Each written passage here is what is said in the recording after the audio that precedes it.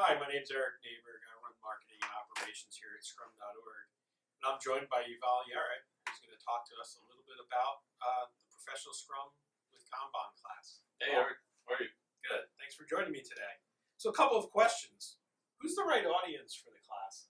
So what we've seen works best is two types of audiences.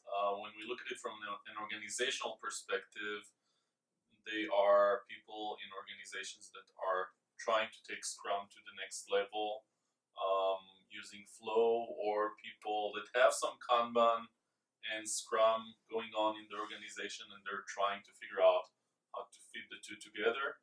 If you look at specific roles that come to the class, it's typically either Scrum Masters looking to add some Kanban flow practices to their teams, or other leaders and practitioners taking a wider perspective of how do we fit those two techniques together rather than having them compete in the organization.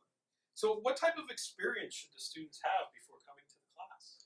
So the class is mainly aimed at people that have some sort of experience with Scrum.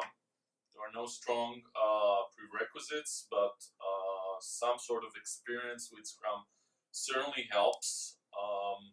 We don't expect any specific Kanban experience or knowledge, but it wouldn't hurt.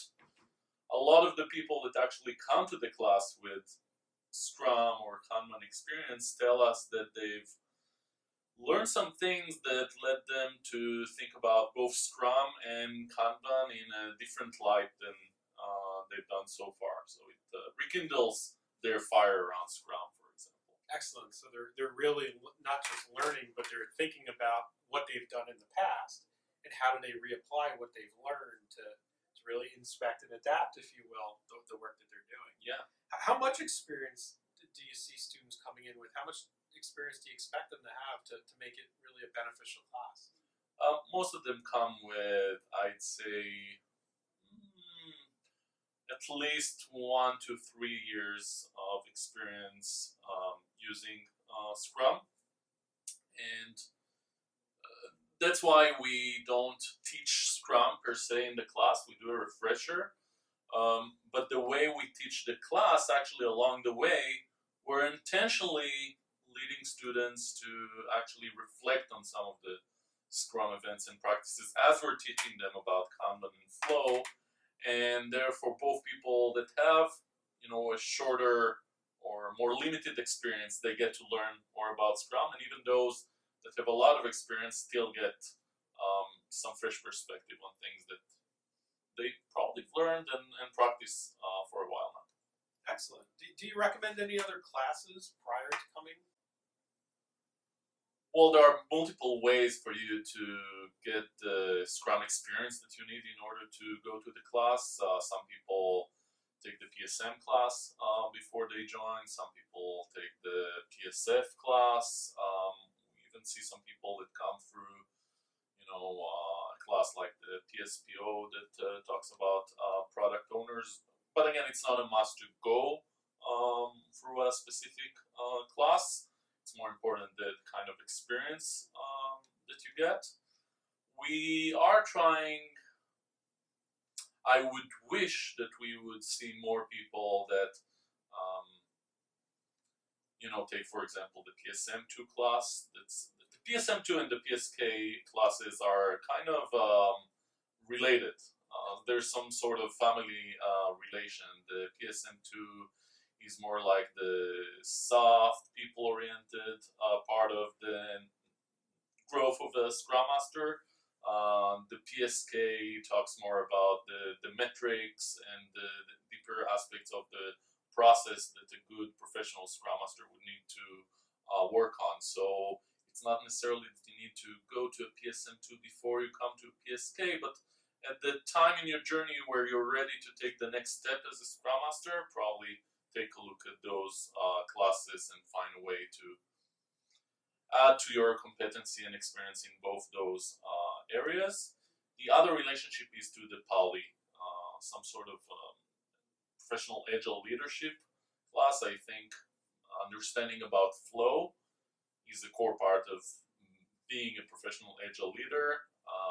So there's some connection there that I hope to explore more. To leave us, can you give some examples of what are people going to learn in class? What are some of the things that come out? So there are a couple of learning objectives, but the two main ones are, first of all, to learn when to use Scrum, when to use Kanban, and mainly the fact that you don't need to choose.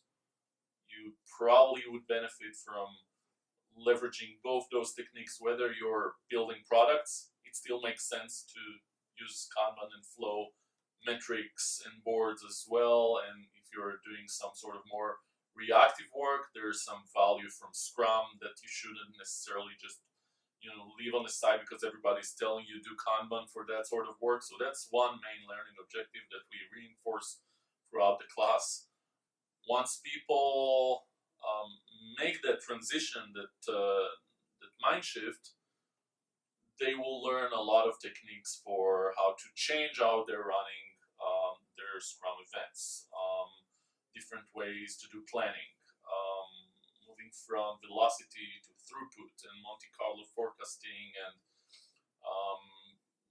how to do estimations in a different way, different ways to run their daily Scrum, using WIP aging and how to do that, ways to visualize both your sprint backlog as well as maybe beyond just the sprint backlog, how to use flow to look at your whole continuous delivery pipeline. I think the insight that people live with after the class is both those techniques for how to change Scrum or change how they're using Scrum. It's not that Scrum changes, it's how they use Scrum that gets improved. But also, they understand Scrum in more depth. So a lot of people tell me, it wasn't the intention of the class. I didn't come here to learn Scrum, but I find some things in Scrum that were always there. They're in the Scrum guide, but I didn't really understand them that way. A lot of people tell me, I didn't really understand that the sprint planning, the sprint itself, is a sort of a WIP limit, a working process limit. And now that I get it, it's huge, right? So, excellent. I like to hear it. Great. So thank you again, Yuval. Yuval is one of our professional Scrum trainers and steward for and co-creator of the Professional Scrum with Kanban class. So thank you. Thank you, Eric.